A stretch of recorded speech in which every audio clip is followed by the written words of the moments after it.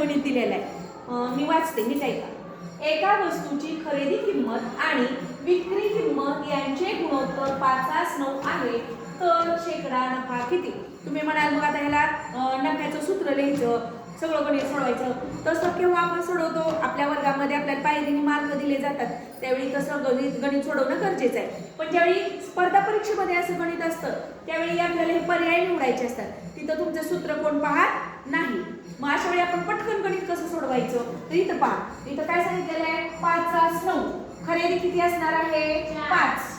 खरेदी किती असणार आहे? 5. आणि विक्री किती असणार आहे? 9. मग आपण 5 रुपयाला घेतलेली वस्तू जर 9 रुपयाला विकली तर आपल्याला फायदा किती होईल? 4 रुपये. बरोबर. मग इथं मांडणी कशी करायची? फायदावर लिहायचा, नफावर लिहायचा. त्यानंतर खरेदी किती आहे? 5 रुपये, म्हणून 5 लिहिले खाली आणि ह्याला गुणिले 100 करायचे. आपल्याला शेकडा काढायचा म्हणून 100 करायचं. पहा इथं भाग जातोय. 5 1 5, 5 2 10, 4 2 8 आणि 4 0 0. म्हणजेच आपल्याला 80% फायदा झाला. किती फायदा झाला?